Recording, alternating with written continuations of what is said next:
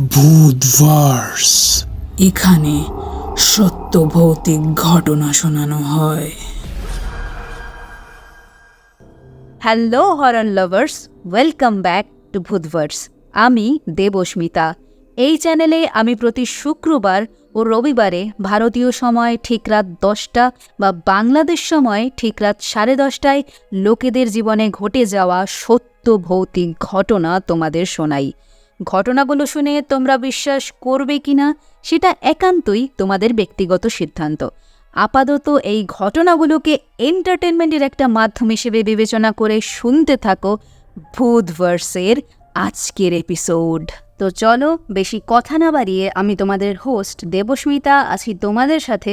শুরু করা যাক ভূতভার্সের একটা নতুন হরর পডকাস্ট আর এপিসোড নাম্বার 37। আজকে আমি তোমাদের একটা নয় বরং 3টে সত্য ভৌতিক ঘটনা শোনাতে চলেছি। প্রথম যে ঘটনাটা আমি তোমাদের শোনাতে চলেছি সেটা মিষ্টি মুখার্জি আমাকে ভূতভার্সের ইমেল অ্যাড্রেসে লিখে পাঠিয়েছেন। উনি যেভাবে লিখেছেন আমি ঠিক সেভাবেই পড়ে শোনাচ্ছি। হ্যালো দেবস্মিতা, আমি মিষ্টি মুখার্জি। আমি কলকাতা থেকে বলছি। আজকে যে ঘটনাটা আমি তোমাকে লিখছি সেটা আমার ঠাকুমা আমাকে শুনিয়েছিলেন। আশা করি এরকম একটা ঘটনা এর আগে ভূতভার্সে কখনো শোনানো হয়নি, তাই বেশি কথা না বাড়িয়ে শুরু করছি ঘটনাটা। এটা স্বাধীনতার আগের ঘটনা। ঘটনাটা আমার ঠাকুমার দাদা শ্বশুর কিংবা ঠাকুর শ্বশুরের সাথে ঘটেছিল। তখনকার দিনে বাস ট্রেন কিছুই ছিল না। হেঁটে হেঁটে এক জায়গা থেকে অন্য জায়গায় চলাচল করতে হতো। যাত্রাপথে কারো বাড়ি পেলে সেখানে আশ্রয় নিত মানুষজন। এরপর একটু জিরিয়ে নিয়ে আবার যাত্রা শুরু করত। আমরা যেহেতু ব্রাহ্মণ সেহেতু সবাই খুব সহজেই আমাদের আশ্রয় দিত, খুব একটা দ্বিধাবোধ করতো না। এরকমই একদিন আমার ঠাকুরমার দাদা শ্বশুর কলকাতা যাওয়ার সময় একজন গৃহস্থের বাড়িতে আশ্রয় নিয়েছিলেন। সেই বাড়ির লোকেরা ছিল খুবই বড়লোক। তো যথারীতি ব্রাহ্মণ মানুষকে দেখে তারা পা ধোয়ার জল, বসার জন্য আসন এসবের ব্যবস্থা করে দিল। যেহেতু ব্রাহ্মণেরা অন্য কারোর হাতের রান্না করা খাবার খান না এবং নিজেদের রান্না নিজেরাই করেন, অর্থাৎ একজন ব্রাহ্মণ যদি আলু সেদ্ধ ভাতও খায় তবে সেটা তিনি আলাদা পাত্রে আলাদা স্থানে বসে নিজে রান্না করে তবেই খান। সেই মতো ওই গৃহের কর্তা দাদুকে রান্না করার জন্য সব কিছু জোগাড় করে দিলেন। যাই হোক, এরপর খাওয়া দাওয়ার পর দাদা ঠাকুরকে যে ঘরে তারা শুতে দিয়েছিল সেইখানে তাদের ঘরের একটা বউ গলায় দড়ি দিয়ে মারা গিয়েছিল এবং তার অতৃপ্ত আত্মা সেই বাড়ির লোকেদেরকে প্রতিদিন রাত্রবেলা প্রচুর জ্বালাতন করত। তো সেদিন রাতে বেশ কিছুক্ষণ ঘুমানোর পর হঠাৎ করে দাদা ঠাকুরের ঘুম ভেঙে যায়। এরপর তিনি দেখলেন তার পায়ের কাছে বসে ঘুমটা মাথায় দিয়ে একটা বউ পরম যত্নে তার পা দুটো টিপে দিচ্ছে। তিনি স্বাভাবিকভাবেই ভাবলেন এ হয়তো ওই গৃহস্থ বাড়িরই কোনো এক বউ হবে, হয়তো পুণ্যলাভের আশায় ব্রাহ্মণ ঠাকুরের সেবা করছে। এইভাবে আবার কখন তিনি ঘুমিয়ে পড়লেন তা তার নিজেরও মনে নেই। তার ঘুম ভাঙে পরের দিন সকালে। তিনি উঠে পুকুর পাড়ে চলে গেলেন স্নান করতে। যেহেতু তিনি ব্রাহ্মণ তাই তিনি প্রতিদিন স্নান শেষে নিজের বাড়িতে প্রতিষ্ঠিত শিবলিঙ্গের পূজা অর্চনা করতেন। আর যদি কোনো কারণে তিনি বাড়ির বাইরে থেকে থাকেন তখন স্নান শেষ করে মাটির শিবলিঙ্গ বানিয়ে পুকুর পাড়ে বসে পুজো করে পুজো শেষে সেই শিবলিঙ্গ তিনি জলে ভাসিয়ে দিতেন। যেমন বলা তেমন কাজ। এভাবে সেদিনও তিনি পুকুরে স্নান সেরে পুজোর কাজ সম্পন্ন করলেন। এরপর তিনি সেখানেই গাছের তলায় কিছুক্ষণ বিশ্রাম নেওয়ার জন্য বসলেন। বসে থাকতে থাকতে কখন তার চোখ লেগে এসেছিল তা তিনি নিজেও বুঝতে পারেননি। এরপর হঠাৎ করে তিনি দেখলেন আবারও একটা লাল বেড়ে কাপড় পরা বউ মাথায় ঘোমটা দিয়ে বসে তার পা টিপে দিচ্ছে। ঠাকুরদা এবার আর না পেরেই তাকে জিজ্ঞাসা করলেন, তুমি কে? আচ্ছা, কালকে রাতেও কে যেন আমায় পা টিপে দিচ্ছিল, তুমি কি সে? বউটা উত্তরে বলল, হ্যাঁ বাবা ঠাকুর, আসলে আমি ওদের বাড়িরই বউ, কিন্তু আমি জীবিত থাকাকালীন ওরা আমাকে ভীষণ অত্যাচার করত। ওদের সেই অত্যাচার সহ্য করতে না পেরে আমি গলায় দড়ি দিয়ে আত্মহত্যা করি। আপনাকে ওরা কাল যেই ঘরটাতে শুতে দিয়েছিল সেই ঘরটাতেই। আপনি বামন তাই আপনার কাছে এসেছি, দয়া করে আমার মুক্তির ব্যবস্থা করুন। সব শুনে তখন আমার ঠাকুরমার দাদা শ্বশুর সেই বউটাকে উদ্দেশ্য করে বললেন, আচ্ছা, ঠিক আছে। তুই নিজে থেকেই যখন মুক্তি চাচ্ছিস, তখন আমি তোকে মুক্তি দেব। এরপর তিনি দৃঢ় কণ্ঠে 3 বার তুই মুক্ত, তুই মুক্ত, তুই মুক্ত। এটা বলতেই বউটা হাওয়ায় মিলিয়ে গেল। এর কিছুক্ষণ পর আমার ঠাকুরমার দাদা শ্বশুর সেই গৃহস্থ বাড়িতে ফিরে আসলেন এবং এসেই তাদেরকে পুরো ঘটনাটা খুলে বললেন। সাথে এও বললেন যে আমি সেই আত্মাকে মুক্তি দিয়েছি। এবার থেকে ও আর তোমাদের জ্বালাতন করবে না। তবে বউটাকে ওইভাবে অত্যাচার করা উচিত হয়নি। নিজেদের কুকর্মের জন্য ঈশ্বরের কাছে ক্ষমা প্রার্থনা করো। এবার আমি আসি। সেই থেকে আর তাদের বাড়িতে কোনো রকম উৎপাতের কোনো ঘটনা শোনা যায়নি। এর কিছুদিন পর ঠাকুরমার দাদা শ্বশুর তার নিজ বাড়িতে ফিরে আসে এবং বাড়ির সকলকে এই ঘটনা বলে। পরবর্তীকালে আমি আমার ঠাকুমার মুখ থেকে এই ঘটনাটা শুনেছিলাম। তো দেবস্মিতা, এই ছিল আমার জানা একটা সত্য ভৌতিক ঘটনা যা আমারই পূর্বপুরুষের সাথেই ঘটেছিল। যদি ঘটনাটা তোমার ভালো লেগে থাকে তবে সকলকে তোমার কণ্ঠে পড়ে শুনিও। আমার পক্ষ থেকে বুধবার চ্যানেলের জন্য রইল অনেক অনেক শুভকামনা। তোমার কণ্ঠে ঘটনাটা শোনার অপেক্ষায় রইলাম। ভালো থেকো। মিষ্টি মুখার্জি, আপনাকে অসংখ্য ধন্যবাদ আমাদের সাথে আপনার পূর্বপুরুষের সাথে ঘটে যাওয়া এত হাড় হিম করা ভয়ানক একটা সত্য ভৌতিক ঘটনা শেয়ার করার জন্য। আপনার লিখে পাঠানো এই ঘটনাটা আমার বেশ ভালো লেগেছে। আশা করছি এভাবেই আগামী দিনগুলোতেও এই বুধভার্স পরিবারের পাশেই থাকবেন। আপনার সুস্বাস্থ্য কামনা করে এখানেই শেষ করছি। ভালো থাকবেন।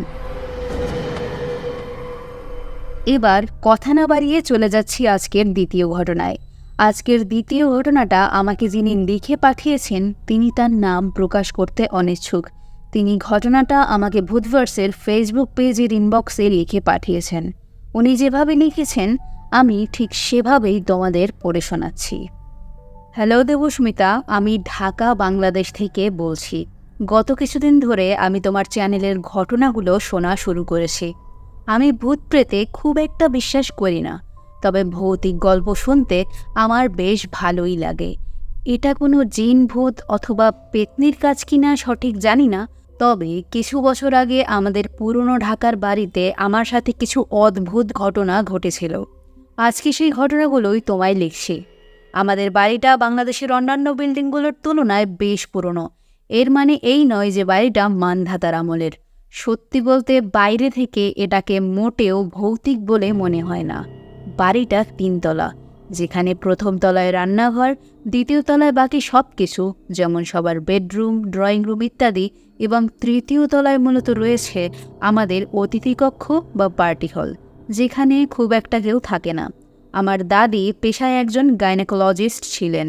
আমার দাদির ক্লিনিক আর আমাদের বাড়ি একই কমপ্লেক্সে ছিল এবং এই দুটি ভবন এলোমেলোভাবে এক্সটেনশনের মাধ্যমে সংযুক্ত ছিল। এবার তুমি হয়তো জানো যে 90-এর দশকে গর্ভবতী মহিলাদের মৃত্যুর হার এখনকার তুলনায় অনেক বেশি ছিল। তাই মৃত্যু আমাদের কাছে অপরিচিত কোনো বিষয় ছিল না। যখন আমি খুবই ছোট ছিলাম তখন প্রায় রাতেই আমরা উপরের তলায় আসবাবপত্র নড়াচড়ার শব্দ শুনতাম এবং অনেকবার আমরা উপরে গিয়েও দেখেছি, কিন্তু কখনো কাউকে দেখতে পাইনি। আমাদের বাড়িতে 24 ঘন্টায় নিরাপত্তার ব্যবস্থা ছিল, তাই কোনো চোরের পক্ষে বাড়িতে প্রবেশ করা খুবই কঠিন। তাই আমরা এতটুকু শিওর ছিলাম উপরতলা থেকে আমরা যে শব্দ শুনতে পেতাম তা কোনো চোরের কম্ব নয়। বাড়িতে সবসময় আমি কেমন যেন অদ্ভুত আর খারাপ কিছু অনুভব করতাম, যেন কেউ সব সময় আমাকে দেখছে। তবে এটাই সবথেকে ভয়ের ঘটনা নয়। এছাড়াও যখন বাড়িতে আমি ছাড়া আর কেউ থাকতো না, তখন মাঝে মধ্যে আমি শুনতে পেতাম কোনো এক অচেনা কণ্ঠে কেউ যেন আমার নাম ধরে ডাকছে। প্রথমে ভাবতাম হয়তো আমার পাশের বাড়ির কেউ আমাকে ভয় দেখাবার জন্য এমন করছে, সেজন্য আমি কখনোই সেই ডাকের উত্তর দেইনি। কারণ যে কণ্ঠে আমাকে ডাকা হতো তা আমার পরিচিত কারোর কণ্ঠস্বর ছিল না। এরপর আমি আরেকটু বড় হলাম, তখন আমার প্রায় স্লিপ প্যারালাইসিস হতো। প্রত্যেকবারই আমি জেগে উঠে দেখতাম ফ্যাকাশে রঙের মুখ এবং সাদা পোশাক পরা একটা মেয়ে আমার বুকের উপর বসে আছে। কিন্তু আমি জানতাম এটা বাস্তব নয়। আমি আমার আঙুল নাড়ানোর উপর মনোযোগ দিতাম এবং শেষ পর্যন্ত সব ঠিক হয়ে যেত। এরপর আরও বড় হয়ে পড়াশোনার খাতিরে আমি ঢাকার ফার্মগেট এলাকায় থাকা শুরু করলাম। সেখানে যাওয়ার পর আর স্লিপ প্যারালাইসিস হয়নি। তবে যখনই আমি বাড়িতে যেতাম তখনই আমার একটা অদ্ভুত অস্বস্তি বোধ হতো। আমাদের সেই পুরনো বাড়িতে আমার বোন এবং আমি একটাই রুম ভাগাভাগি করে থাকতাম এবং সেই রুমে আমাদের দুটো আলাদা বিছানা ছিল। যে দিনের ঘটনা বলছি সেই সময় ও বাড়িতে ছিল না, শুধু আমি ছিলাম। আমরা মশারি টানিয়ে ঘুমাতাম এবং ও যেহেতু ছিল না তাই আমার একার বিছানায় মশারি টানানো ছিল। আমি রাতে হঠাৎ জেগে উঠলাম এবং দেখলাম একটা ছায়ামূর্তি আমার বোনের বিছানায় বসে আমাকে দেখছে। এটা দেখতে সম্পূর্ণ কালো রঙের ছিল। অন্ধকারে আমি ভালো মতন দেখতে না পারলেও এইটুকু বুঝতে পারছিলাম যে মানুষের আকৃতির একটা কালো ধোঁয়া আমার বোনের বিছানায় পুঞ্জীভূত হয়ে আছে। এইবারের অভিজ্ঞতা আমার স্লিপ প্যারালাইসিস থেকে অনেক আলাদা ছিল, কারণ আমি নড়তে পারছিলাম। আমি সেই অবয়বটাকে প্রায় জিজ্ঞাসা করতেই যাচ্ছিলাম যে, তুমি কে? কিন্তু তখন আমি দেখলাম আমার মশারির মধ্যে কেউ যেন ঢুকতে চেষ্টা করছে। এরপর আমার কম্বল চোখের নিমেষেই বাতাসে উড়তে শুরু করলো এবং আমার চোখের সামনে সবকিছু কেমন যেন ঝাপসা হয়ে গেল।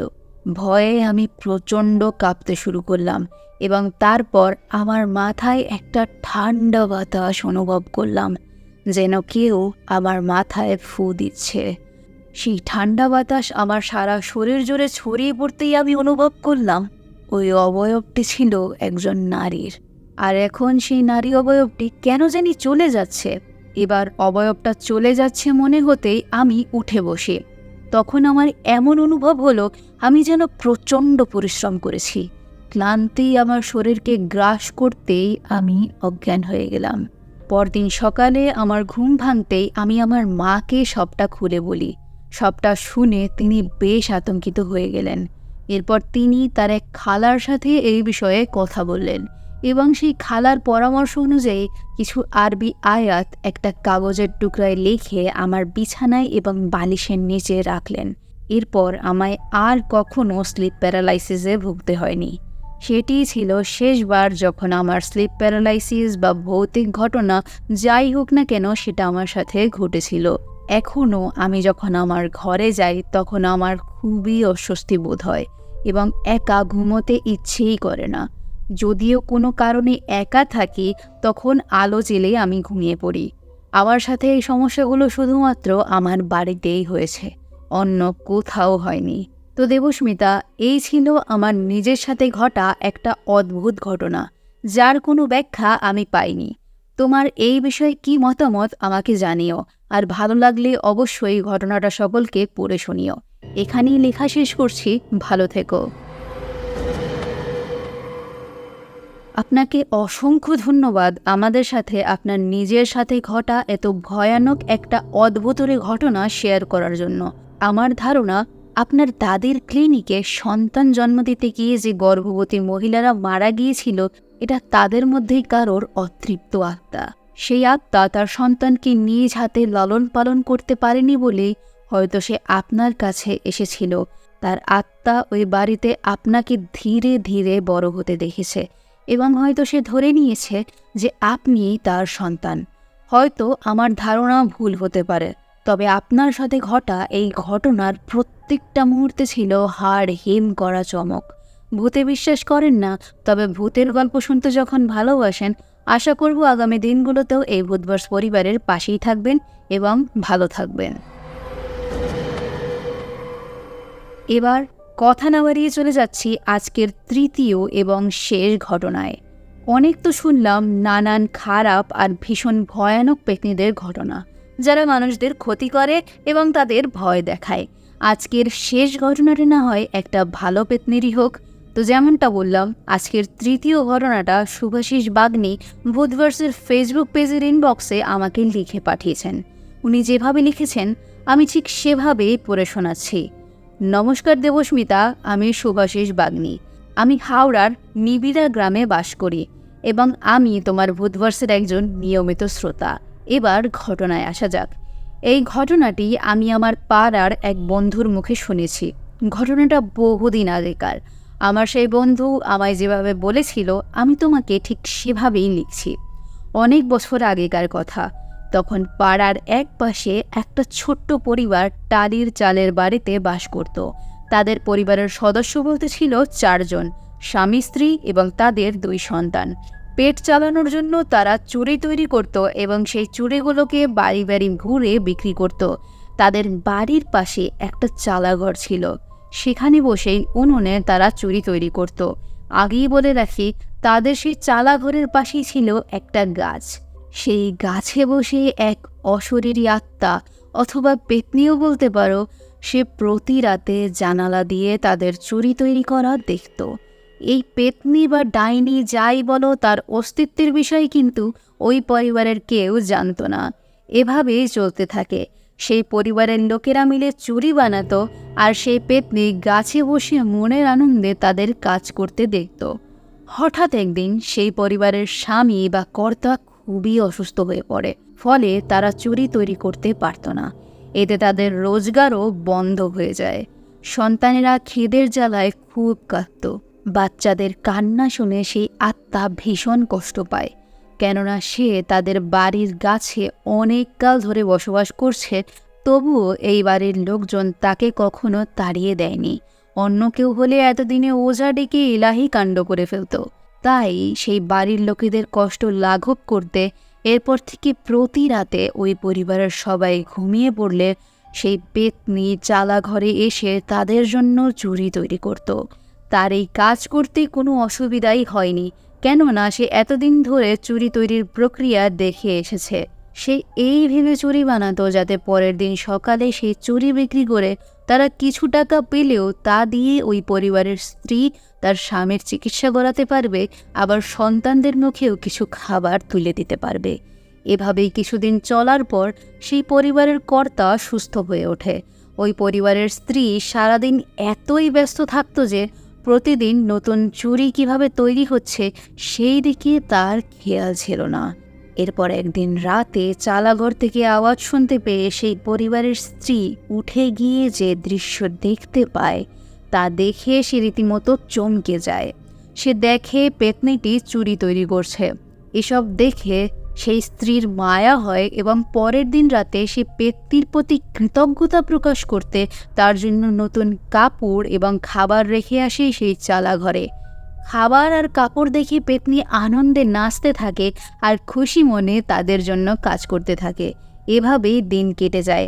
একদিন সেই পরিবারের স্বামী স্ত্রী দুজনে মিলে আলোচনা করে যে সেই পেতনি তাদের পরিবারকে অনেক সাহায্য করেছে, তাই একজন ভালো ওঝাকে ডেকে সেই অশরীরীর নামে তারা পুজো দেবে এবং তার আত্মার মুক্তির ব্যবস্থা করবে। এভাবেই তারা প্রকৃত অর্থে সেই পেতনির ঋণ পরিশোধ করতে পারবে। তো যেমন বলা তেমন কাজ, তারা সেই মতো পুজোর আয়োজন করে পেতনির অতৃপ্ত আত্মাকে মুক্তি দেয়। এরপর ভগবানের কৃপায় সেই পরিবারের আর কোনো অভাব থাকে না। অশরীরী সেই পেতনি তাদের উপকার বই কখনো ক্ষতি করেনি। তো এই ছিল আমার জানা একটা সত্যভৌতিক ঘটনা। ভালো লাগলে তোমার কণ্ঠে পাঠ করে শোনাবে এই আশায় রইলাম। সুভাষিস বাগ্নি, আপনাকে অসংখ্য ধন্যবাদ আমাদের সাথে আপনার জানা এই ভৌতিক ঘটনাটা শেয়ার করার জন্য। আশা করছি আগামী দিনগুলোতেও ভূতভার্সের পাশেই থাকবেন এবং ভালো থাকবেন। তো এই ছিল আজকের ভিডিও, যেখানে আমি তোমাদের 3টে সত্য ভৌতিক ঘটনা শোনালাম।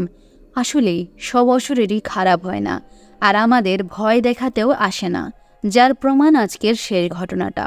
তবে কোনো কোনো অশরীরী হয় প্রচণ্ড প্রতিহিংসা পরায়ণ, যাদের দেখলে বা উপস্থিতি অনুভব করলে গায়ে কাঁটা দিয়ে ওঠে, যাদের কাছ থেকে নিজেদের রক্ষা করতে পদক্ষেপ নেওয়াই উচিত কাজ।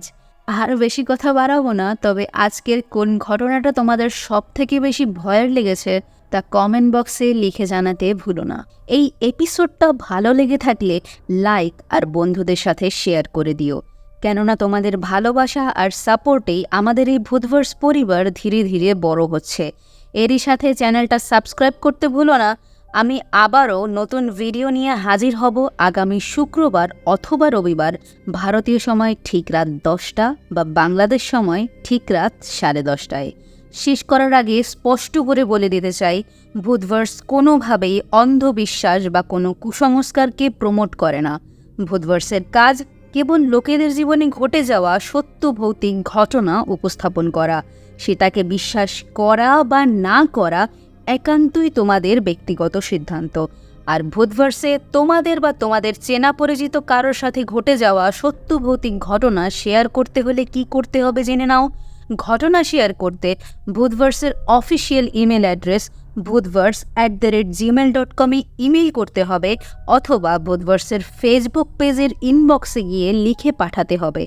এছাড়া ভয়েস মেসেজ হিসেবে রেকর্ড করেও পাঠিয়ে দিতে পারো তোমাদের ঘটনা।